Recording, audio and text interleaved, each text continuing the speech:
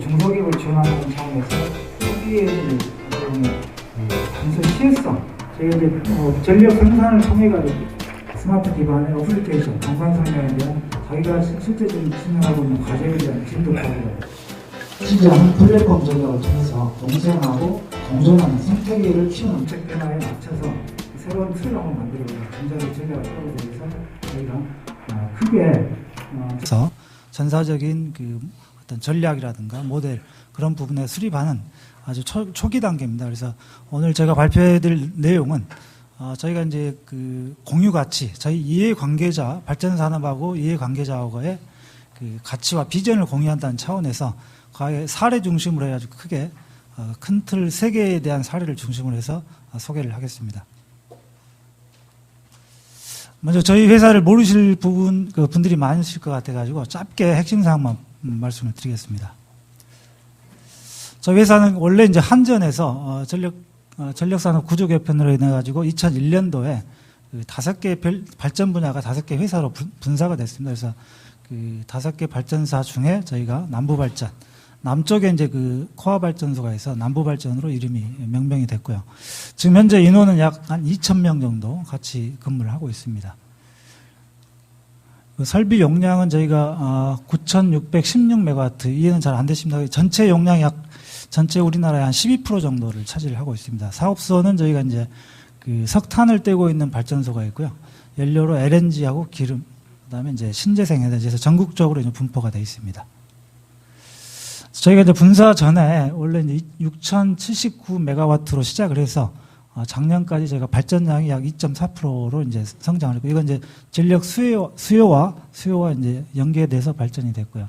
설비 용량도 약 1.6배 정도 성장을 했습니다. 그건 당연히 전력 수요와 공급의 밸런스에 맞춰서 성장을 했습니다. 그래서 저희가 전체적으로는 국가 발전량의 약 한 13%, 전력 생산량도 설비 용량도 13% 정도 차지를 하고 있습니다. 저희가 이제 전력 생산을 통해 가지고 전력 판매를 통해서 저희가 수익이 돌아오고 매출로 이제 저희가 잡히는데요. 매출 역시 저희가 이제 LNG로 발전하는 발전소가 많습니다. 그래서 매출이 저희가 작년도에 약 7조 원 정도 이렇게 달성을 했습니다. 그래서 다른 원자력이나 다른 발전사에 비해서는 저희가 그 재료비에 대한 원가 구조가 좀 비싸다 보니까 전기를 판매해서 들어오는 수입도 상당히 높습니다. 그래서 발전회사 중에는 저희가 유일하게 7조 원을 작년에 돌파를 했고요. 앞으로 이제 이런 7조 원은 상당 부분은 좀 달성하기 어렵지 않겠느냐 그런 생각을 합니다. 우리 회사는 특히 이제 3년 전부터 그 기업에 대한 가치, 사회적 책임에 대한 부분을 굉장히 강조를 했었는데요.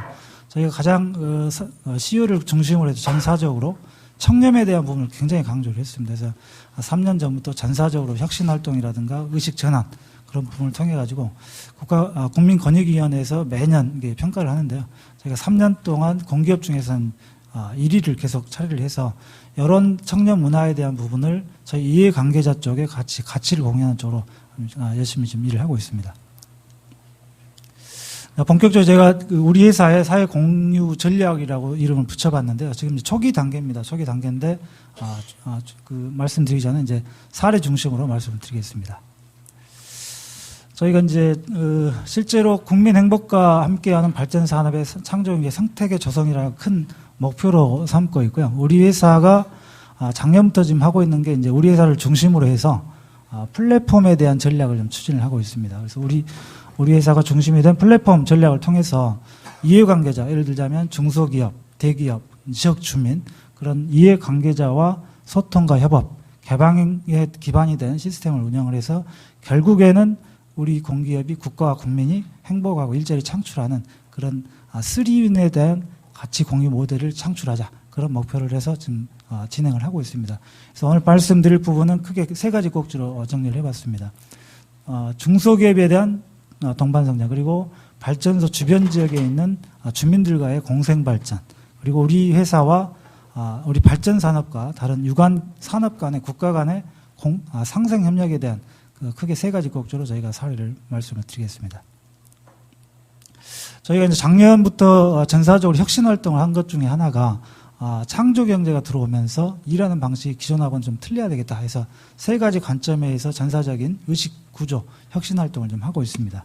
첫 번째는 시장적인 관점에서 기존에는 시장이 선점의 대상이었다면 앞으로는 이 시장은 플랫폼 전략을 통해서 공생하고 공존하는 생태계를 키우는 파일을 키우는 쪽으로 가야 되겠다.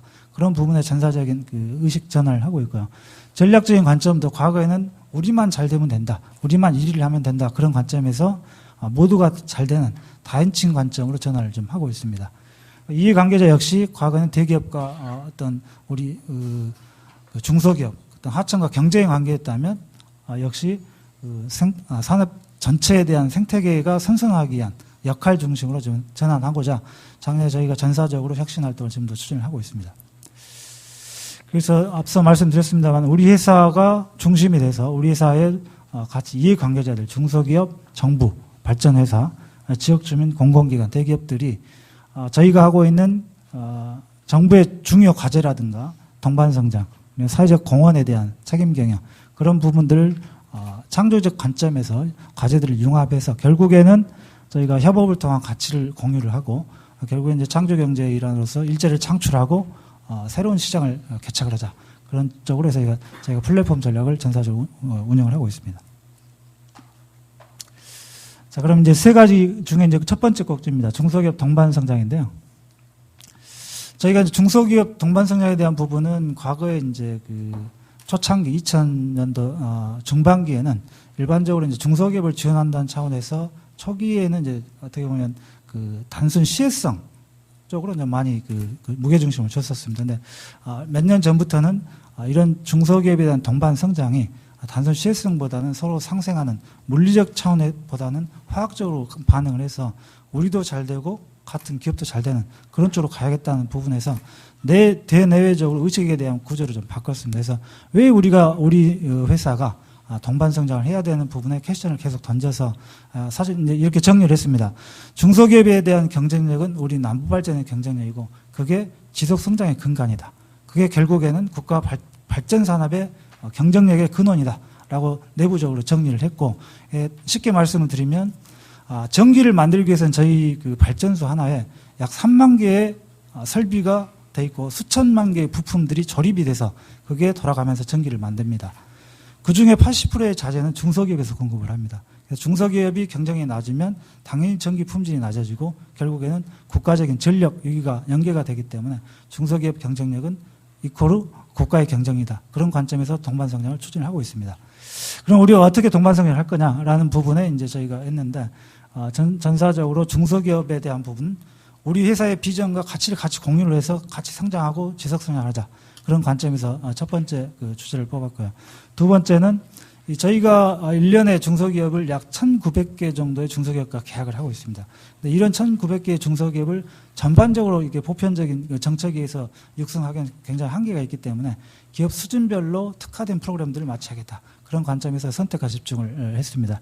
마지막으로 이제 아까 앞서 말씀드렸다시피 동반성장에 대한 근간의 뿌리에는 공정거래, 청년 문화가 없다면 이거는 무용지물이다. 그런 부분에서 기업의 생명이자 국민과의 약속인 청년 문화를 이해관계자에 전파하자. 그런 세 가지 관점에서 저희가 출발했습니다.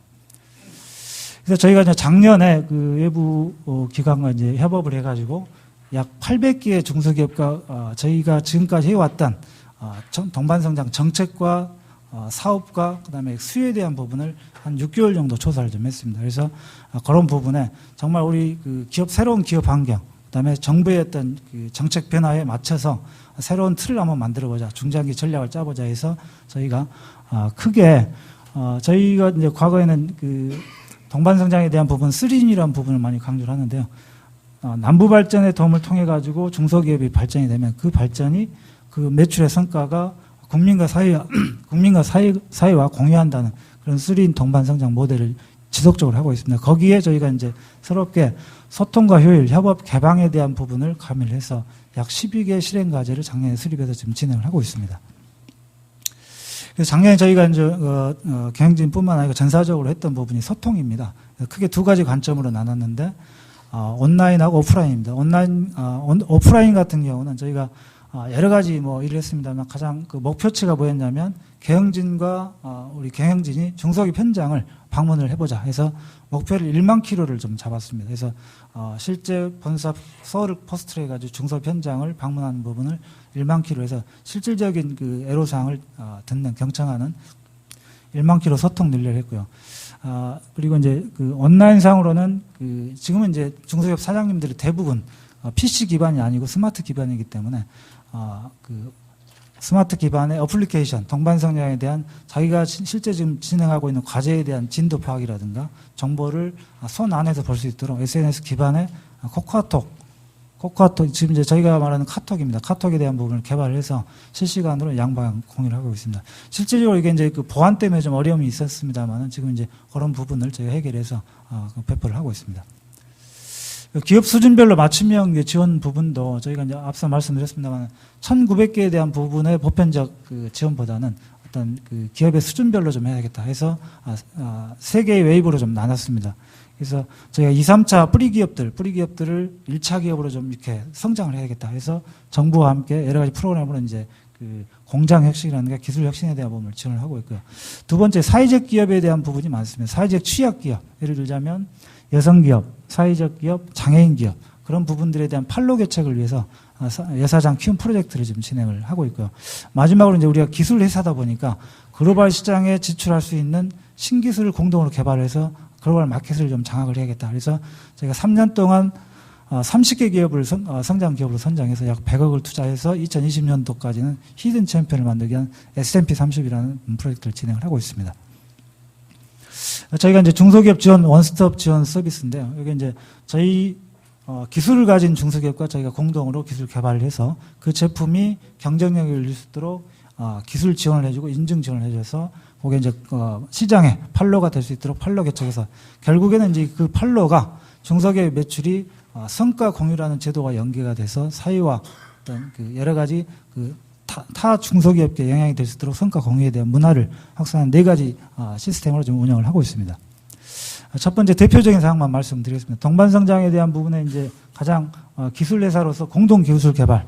앞서 말씀드린 대로 이제 S&P 30이라는 프로젝트인데요.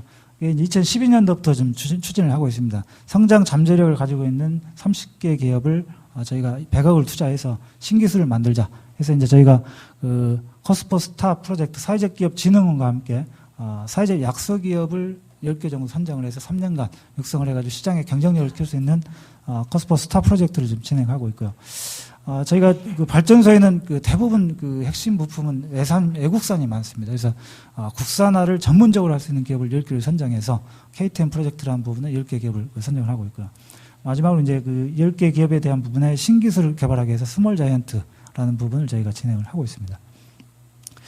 중소기업에 대한 부분에 2, 3차 협력사가 실질적으로 저희가 발전소에 들어온 자재를 대부분 생산하고 공급하고 정비를 하고 있기 때문에 이런 부분에 경쟁력 강화, 기초체질을 진단하고 체력을 진단하고 체질을 개선하는 부분에 있어서 저희가 전문기관과 함께 공정 품질 혁신이라든가 전략 마케팅 지원까지 해서 4가지 프로그램을 저희가 순차적으로 진행을 하고 있고요. 정비 인력에 대한 부분도 핵심 그 중소기업의 애로사항 중에 하나가 인력 개발입니다. HRD 시스템이 부족하다 보니까 우리 회사가 인력 채용해서 무상 직무 교육, 그다음에 이제 정비에 대한 부분, 정비 전문가를 만드는 부분, 그리고 경영자 과정까지 저희 이제 우리 회사에서 운영하고 있는 사내 MBA 과정까지 해서 체계적으로 지금 중소기업의 인력 구조 선순환을 좀 만들고 있습니다. 판로 개척도 저희가 과거에는 이제 발전 5사하고 같이 협업을 했었는데 업이 특성이 같은 에너지 공기업들, 지역난방공사와 한국전력공사와 같이 협업을 해가지고 그 파일을 진로를 신규 진입 장벽을 낮추는 그런 작업을 하고 있고요. 그 사회적 취약기업, 그 여성기업이나 사회적 기업, 장애인 기업에 대한 부분이 정보의 어떤 소통 불능으로 인해 가지고 자기들 제품을 홍보하고 싶은데 그런 채널이 없었습니다. 그래서 여러 가지 기관과 협업을 해서 그 사회적 취약 기업에 대한 제품을 발전소로 유인하는 여사장 키움 프로젝트를 좀 진행을 하고 있습니다. 그래서 결국 이런 활동들을 통해서 저희가 이제 그 성과 공유에 대한 부분을 하고 있는데요. 저희가 작년에 그 약 200개의 성과 공유 협약을 통해서 매출의 그 중소기업 매출의 1, 2%를 저희가 기금으로 모금을 해서 작은 금액입니다만 약 2억 원 정도 모금을 했습니다. 그래서 예전에는 저희가 그 수익으로 처리했었는데 2억 원을 다시 그 중소기업이 해외로 진출하고자 하는 희망 국가에 에너지 빈곤층을 대상으로 해서 중소기업 이름으로 이제 기부를 하는 전략 기부 활동을 했고요. 나머지 금액은 2, 3차 중소기업을 키우는 그런 부분을 이제 다시 재순환시키는 그런 구조로 했습니다. 두 번째 꼭지입니다. 두 번째 꼭지는 이제 발전소에 저희가 이제 민원이 가장 많은 게 주변 주민들하고 민원인데요. 그런 부분을 가치를 공유하고 어떤 지속 성장하는 관점에서 공생 발전을 좀 진행을 하고 있습니다. 발전소는 이제 실제로 저희가 그 해수를 사용을 해서 보일러에 대한 열을 식히기 위해서 해수를 사용합니다. 그래서 입구 쪽에 냉각수가 들어와서 발전소를 나오게 되면 이제 온수로 되는데 보통 연평균 7도 정도 온도가 올라갑니다. 그래서 과거에는 이런 부분이 어떤 민원의 소지가 됐었는데 저희가 이제 발전회사에서는 이런 부분을 발전소 온배수를 지역 경제를 따뜻하게 하는 지역사회하고 같이 협업을 해가지고 사업화시키는 작업을 좀 하고 있습니다. 그래서 저희가 크게 하우스의 농업 난방용으로 좀 지원을 하고 있고요.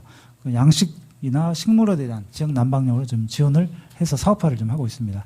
그래서 예를 들자면 이제 제주 쪽이라든가 하동 쪽에 발전소에 나오는 온배수를 이용해서 보시면 이제 그 실제로 하우스 안에 들어가 있는 그 열 회수 장치가 있는데 과거에는 기름 보일러로 뗐었는데 그거를 저희가 그 온배수를 이용해서 난방을 시켜서 유류비에 대한 난방비도 상당 부분 많이 절감이 됐고요. 그에 따라서 석탄 연료 안 뜨기 때문에 CO2도 배출량도 감소하는 서로 윈윈하는 그런 사업들을 좀 하고 있습니다. 저희가 이제 그 석탄을 떼다 보면 그 지구 온난화의 주범인 CO2가 발생하기 나름인데 이 부분을 기술적으로 국가적으로 좀 하고 있습니다. CO2를 포집을 해서 어떻게 재활용할 거냐 그런 부분을 고민을 하고 있는데 저희 회사에서 이제 CO2에 대한 포집 기술은 어느 정도 같은 그 수준으로 올라와 있는데 그걸 어떻게 재사용할 거냐 정제를 해서 어떤 사업화를 시킬 거냐 그런 부분에 지금 연구기관과 대학과 같이 일을 하고 있습니다. 그리고 이 부분을 실제로 지역사회가 어떻게 공유를 할 거냐 그런 부분이 크게 세 가지 관점인데요. 지역사회 농가에 공급하는 부분하고 그다음에 그 바이프로덕트 부산물을 이용을 해서 사업화시키는 부분 그 세 가지 부분으로 나누고 있습니다. 그래서 실제로 지금 현재 저희가 발전소에 나오는 CO2를 탱크에 포집을 해서 비닐하우스 쪽에 이제 공급을 하고 있습니다. 그래서 실제로 광합성 작용이 굉장히 촉진되는 그런 역할을 해서 딸기라든가 망고라든가 감귤 같은 경우가 상당히 빠른 속도로 성장을 해서 당도도 높아지고 많은 양이 돼서 연료비도 상당 부분 이제 감소를 해서 서로 이제 고농도 CO2에 대한 농법을 개발하는 그런 어떤 계기가 됐었습니다. 그래서 이것뿐만 아니고 CO2가 실제로 저희가 이제 탄산음료라든가 드라이 아이스, 그다음에 건자재 용도로 같이 융합돼서 새로운 상품으로 만드는 그런 사업을 같이 진행을 하고 있습니다.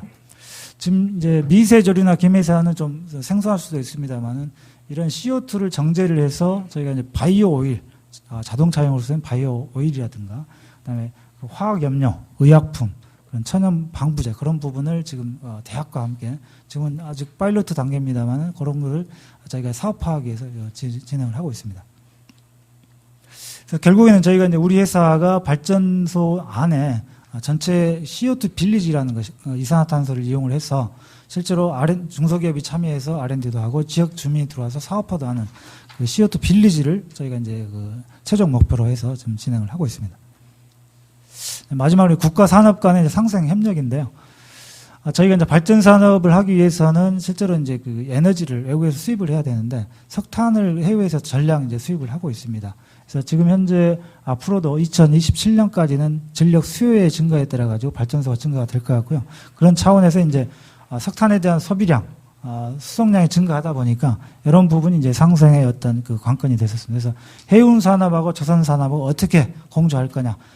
발전 산업은 성장은 하지만 해운이나 조선이 상당히 침체기가 돼 있었기 때문에 이런 부분에 3사가 어떻게 할 거냐에 대한 부분에 저희가 이제 해운사와 조선사의 부분들을 활성화시키기 위해서 그런 부분을 이제 저희가 착안을 했는데 부두 자체는 저희가 이제 15만 톤을 석탄을 나를 수 있는 석탄 부두로 돼 있는데 조선업계는 배 사이즈는 계속 17만 톤, 20만 톤으로 대량화되는 추세다 보니까 우리가 석탄을 실으려고 17만 톤을 배를 보내면 궁극적으로는 15만 톤밖에 못 싣고는 그래서 낭비 요소가 있어서 그런 부분을 저희가 이제 그 발전 호사하고 같이 공동 발주했습니다. 우리 한국형 15만 톤 배를 건조를 하자 해서 그런 부분을 한국 국내 해운회사와 조선업계하고 같이 컨소시엄을 해서 저희도 원가가 절감이 되고 그 해운이나 조선 쪽도 경기 활성화될 수 있도록 공동 발주를 해서 작년 초에 9척에 대한 부분을 대량 발주해서 조선사에 대한 부분도 매출이 향상이 되고 해운사도 매출이 향상이 됨과 동시에 발전회사도 수송에 대한 원가가 절감이 돼서 세 개의 산업이 윈윈하는 그런 사례가 되겠습니다. 시간이 좀 초과했는데 이상으로 발표를 마치도록 하겠습니다. 감사합니다. 네, 수고 많으셨습니다. 변화와 혁신에 가장 둔감할 것 같다라는 이미지가 저한테는 있었는데 굉장히 임프레시브한 사례 잘 들었습니다. 다음은 아마 글로벌 시장에서 좋은 사례를 갖고 계신 걸로 제가 들었습니다. 그래서 현대자동차 사례를 좀 경청하는 시간을 갖도록 하겠습니다.